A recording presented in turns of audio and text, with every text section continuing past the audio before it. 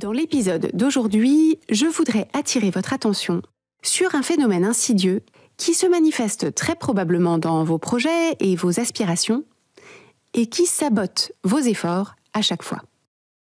Ce phénomène insidieux, c'est la tentation qu'on a tous et toutes de relâcher nos efforts quand on a l'impression que les choses vont de travers, quand on a l'impression qu'on n'a pas fait ce qu'il fallait et qu'on n'est pas sur la bonne voie.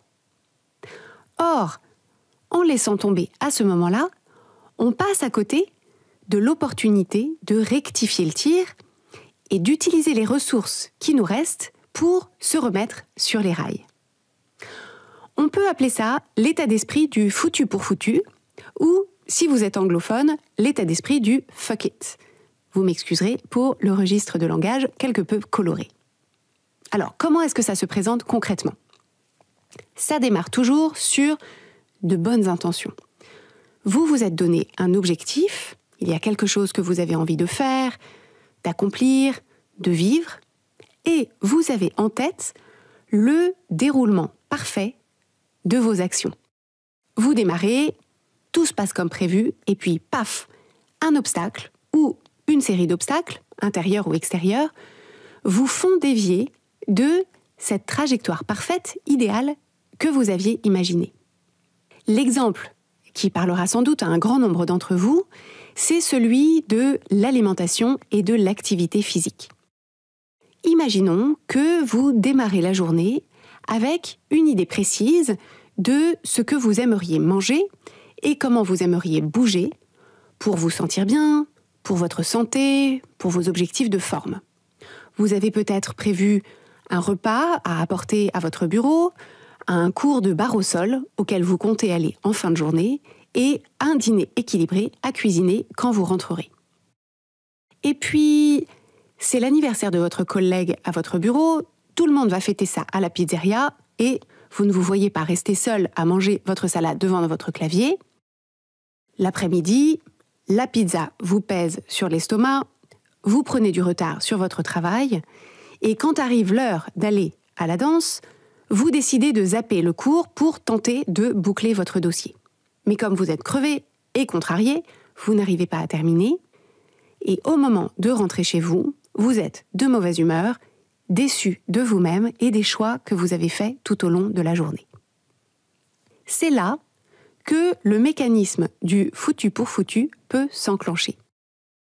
C'est la tentation, puisque vous n'avez rien fait comme vous l'aviez prévu ce jour-là, de continuer à glisser sur cette même pente. De toute façon, cette journée est nulle, cette journée est ratée, cette journée n'a plus aucune chance à ce stade d'être parfaite, donc autant la jeter directement à la poubelle. Autant se caler sur le canapé et manger des chips et des gâteaux en scrollant à l'infini sur les réseaux sociaux, en attendant que cette journée pourrie soit enfin finie. Mais justement, au moment où vous rentrez chez vous, la journée n'est pas finie. Et c'est cette pensée qui permet de désamorcer le mécanisme du foutu pour foutu. Parce qu'au moment où on s'aperçoit qu'on n'a pas conduit sa journée comme on l'avait prévu, au moment où on s'aperçoit qu'on a dévié de la trajectoire à laquelle on aspirait, on peut aussi faire le choix de s'en rapprocher à nouveau en utilisant les ressources dont on dispose encore. Alors certes, on ne peut pas revenir en arrière et changer la partie de la journée qui s'est déjà écoulée. Mais le reste de la journée est encore à écrire. Et reste encore plein de possibilités, même s'il reste moins de temps et moins d'énergie. Mais si on décide de ne rien faire de ce qu'il reste de temps et d'énergie, voire de les utiliser pour s'éloigner encore plus de ce qu'on voulait pour soi, eh bien, on ne fera que s'éloigner encore plus de ce qu'on voulait pour soi. Et bien sûr, les compteurs ne se remettent pas à zéro pendant la nuit. Ce chemin qu'on a pris la veille au soir et qui nous éloigne de ce qu'on veut, il faudra l'emprunter dans l'autre sens le lendemain ou les jours suivants. C'est un peu comme si, au cours d'un trek en montagne, on s'apercevait à la fin d'une journée de marche qu'on a pris le mauvais sentier. Ça ne nous viendrait pas à l'idée de nous dire à ce moment-là « foutu pour foutu, on va continuer sur ce mauvais sentier jusqu'à la tombée de la nuit ». Non, moment où on s'aperçoit qu'on a pris le mauvais sentier, on regarde comment est-ce qu'on va pouvoir faire pour rejoindre le bon sentier et on utilise le temps qu'il reste avant la tombée de la nuit pour faire marche arrière. C'est toujours ça qu'on n'aura pas à faire le lendemain. Donc, la question devient, si je me souviens que la journée n'est pas finie, qu'est-ce que j'ai envie de faire du temps et de l'énergie qui me reste, qui me permettent de me réaligner avec ce que j'avais prévu initialement. Dans l'exemple que j'ai donné, si l'intention était de manger des repas équilibrés qui vous permettent de vous sentir bien et d'incorporer une forme de mouvement dans chacune de vos journées, qu'est-ce que vous pouvez encore faire quand vous rentrez chez vous à la fin de la journée fatigué ?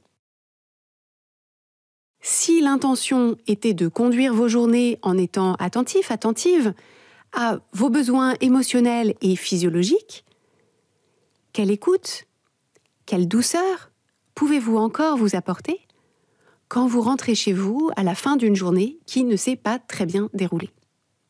Ok, vous n'aurez pas 20 sur 20 à cette journée, mais est-ce que c'est une raison pour ne pas rendre votre copie du tout ? Est-ce qu'il n'y a pas quelques points à aller grappiller, histoire de vous montrer à vous-même votre bonne volonté et de ne pas plomber totalement votre moyenne ? Ce qui importe le plus, je le précise, ce n'est pas tant ce que vous décidez de faire à ce moment-là que le carburant émotionnel avec lequel vous le faites. Je n'ai évidemment aucun problème avec l'idée de manger des chips et des gâteaux assis ou assises sur un canapé. Vous êtes adulte, vous êtes libre de manger exactement ce que vous voulez, quand vous voulez, pour les raisons que vous voulez. Ce que je me propose de vous aider à repérer, c'est quand vous agissez d'une façon qui n'est pas alignée avec ce que vous voulez fondamentalement pour vous, et quand vous agissez comme ça, en réalité, sous le coup de la déception et de la désapprobation de vous-même. Je veux vous aider à repérer les moments où vous laissez tomber vos intentions et vos aspirations parce que des schémas de pensée perfectionnistes de tout ou rien vous empêchent de valoriser les efforts que vous pourriez faire quand vous estimez qu'ils seront insuffisants ou qu'ils arriveront trop tard. À l'inverse, je vous mets en garde contre ce qui pourrait s'apparenter à des actions, à ce moment-là, de punition de vous-même, qui consisteraient à compenser les fautes ou les manquements que vous vous reprochez.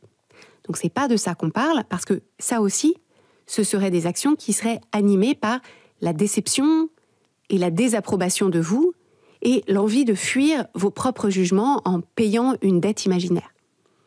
Si on reprend la métaphore de la randonnée en montagne, ce n'est pas parce que vous vous apercevez que vous vous êtes trompé de sentier que vous allez rebrousser chemin à genoux dans la rocaille en vous privant de manger et de boire. Cultiver l'état d'esprit de « la journée n'est pas finie », c'est au contraire une invitation à rester inconditionnellement solidaire de vous-même et de ce que vous voulez pour vous, même quand vous êtes imparfait ou imparfaite, même quand vous n'avez pas réussi à faire ce que vous aviez envie de faire, même quand ça a été plus difficile que vous l'aviez imaginé. Pour illustrer encore mieux ce mécanisme du foutu pour foutu et comment vous en défaire, je voudrais vous donner un exemple qui va vous aider dans la conduite de vos projets pour éviter de les saboter quand vous n'avez pas avancé comme vous vouliez. L'exemple est tiré de ma propre expérience d'écriture du livre « La méthode change ma vie » qui est disponible chez votre libraire et en ligne et dont l'écriture m'a occupée pendant à peu près 9 mois. Alors, pour avancer sur l'écriture, ce que je faisais, c'est que je prévoyais des plages de temps dans ma semaine, dégagées de tout impératif opérationnel ou de gestion de mon équipe, avec un objectif d'écriture à chaque fois. Donc pour chaque session d'écriture, je savais quelle section du livre je prévoyais de couvrir et combien de signes je me donnais comme objectif d'écrire. Donc ça, c'était la belle intention avec laquelle je démarrais, mais bien sûr, ça ne se déroulait pas toujours comme je voulais. Certains jours, il y avait des obstacles extérieurs, un truc plus ou moins urgent à gérer, un retour à faire à quelqu'un de mon équipe pour éviter de bloquer nos autres projets. Et d'autres fois, plus fréquemment d'ailleurs, c'était plutôt des obstacles intérieurs. Un manque d'énergie, une difficulté de concentration, un manque d'inspiration, du doute, du découragement, qui me freinaient ou qui me bloquaient complètement dans l'écriture. Et à chaque fois que je m'en apercevais, je repérais la tentation de déclarer la session d'écriture ratée et de tout laisser tomber pour rentrer chez moi et penser à autre chose. En réalité, de tout laisser tomber pour rentrer chez moi et m'échapper de toutes mes pensées de jugement de moi-même et d'inquiétude de ne pas avoir tenu mon planning. Mais bien évidemment, en mettant un terme prématurément à la plage de temps que je m'étais réservée pour avancer sur mon manuscrit, c'est une lapalissade, comme disait ma prof de français de seconde, mais mon manuscrit n'avançait pas plus vite. Et même si je mettais un terme prématurément à ma session d'écriture, ça me plantait une épine plus profondément dans le pied, parce que j'emportais avec moi et jusqu'à la session suivante mon inquiétude, j'étais effectivement en train de prendre du retard sur mon planning, et une confiance à chaque fois un peu effritée en ma capacité à mettre à profit le temps dont je disposais. Une confiance un peu effritée en ma capacité à tenir mon planning. Par chance, j'ai repéré ce mécanisme et j'ai pu, à chaque fois, mobiliser cette pensée si utile « la journée n'est pas finie ». Au moment où je m'apercevais que ma plage de temps d'écriture était bien entamée et que je n'avais pas avancé comme je l'avais prévu, cette pensée me permettait à chaque fois de faire le point de façon très intentionnelle. Où est-ce que j'en suis ? Qu'est-ce que j'ai fait du temps que j'avais et pourquoi est-ce que j'ai décidé de faire autre chose qu'avancer sur mon manuscrit ? Et maintenant qu'on en est là où on en est, combien de temps me reste-t-il ? Et surtout, comment est-ce que je me sens ? Et en fonction du temps et de l'énergie qui me reste, qu'est-ce que je peux faire aujourd'hui pour reprendre le chemin de l'écriture et qu'est-ce que j'ai besoin de m'apporter pour me soutenir dans ce sens-là ? Alors, certains jours, au moment de faire le point, je n'avais plus la fraîcheur d'esprit pour écrire quelque chose de tout à fait nouveau, mais j'avais encore assez d'énergie pour relire, compléter ou améliorer une section qui en avait besoin. Donc, ce n'était pas forcément ce que j'avais prévu de faire ce jour-là, mais ce n'était pas rien.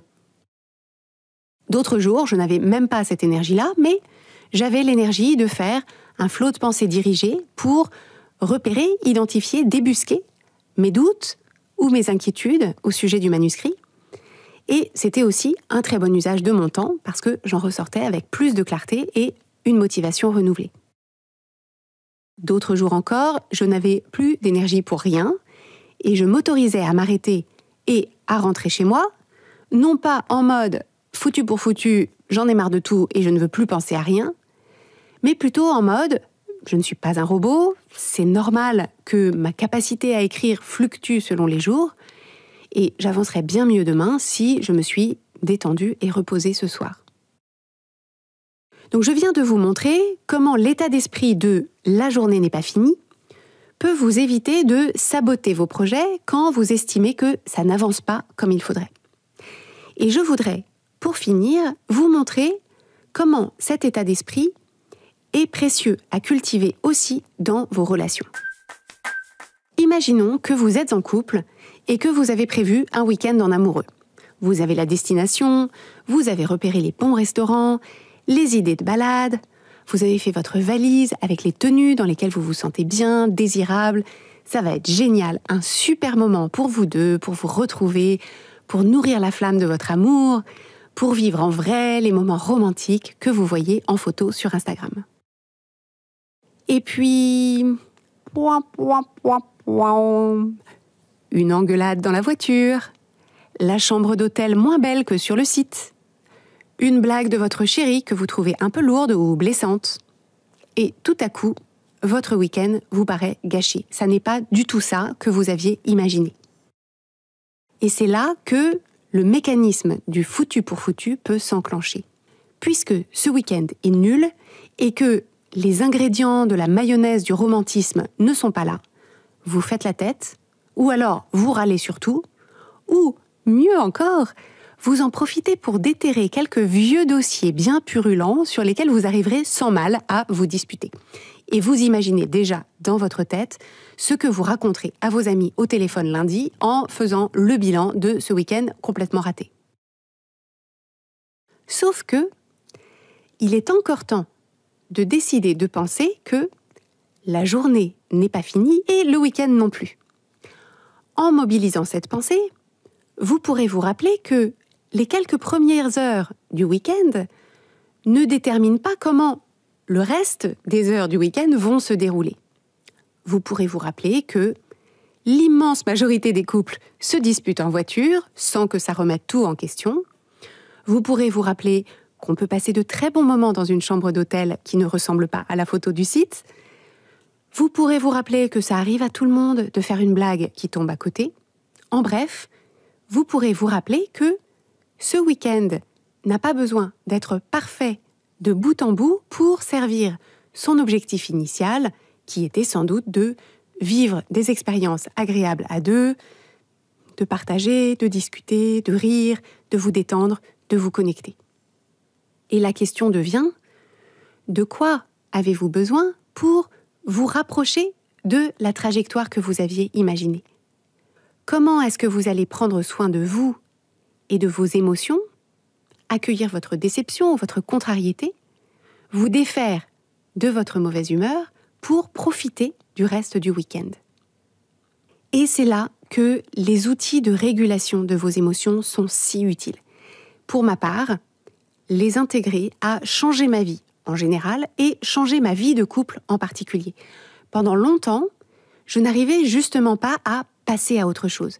Si j'étais contrariée, ou blessée, ou déçue, ou de mauvaise humeur, même si rationnellement, je savais qu'il n'y avait rien de grave et que ça ne valait pas la peine de me gâcher la vie ou le reste du week-end pour ça, je n'arrivais pas à me débarrasser de ces émotions qui me poursuivaient comme un nuage de pluie et de grisaille au-dessus de la tête.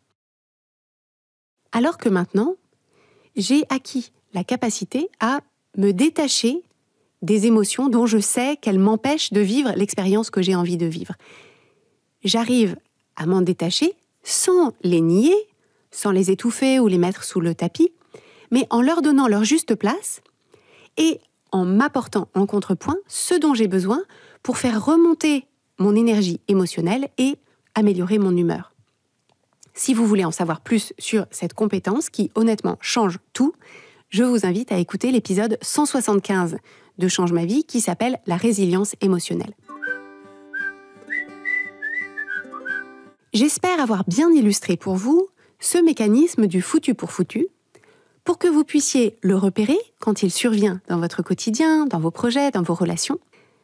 Mon souhait, c'est que vous puissiez à chaque fois vous rappeler que la journée n'est pas finie et que vous avez encore tout pouvoir sur le reste de votre journée, que ce soit littéralement ou métaphoriquement, pour vous rapprocher de ce que vous voulez. Peut-être d'ailleurs que vous avez besoin d'entendre ça pile au moment où vous écoutez cet épisode, et si c'est le cas, considérez que c'est à vous précisément que je le dis. La journée n'est pas finie. Si cet épisode vous a plu, je vous propose de le partager avec une ou deux personnes de votre entourage qui pourraient le trouver utile elles aussi. Vous leur rendrez service en leur mettant entre les oreilles un outil qui leur permettra de mieux conduire leur journée et leur projet, et ça pourra donner lieu aussi à de belles conversations entre vous. Pour partager l'épisode, rien de plus simple, vous pouvez faire une copie d'écran de votre appli de podcast, là tout de suite en m'écoutant, et vous pouvez l'envoyer à la personne choisie par SMS ou via l'application de messagerie instantanée que vous utilisez peut-être pour dialoguer avec elle, en lui recommandant bien sûr d'écouter l'épisode. Merci et à jeudi prochain.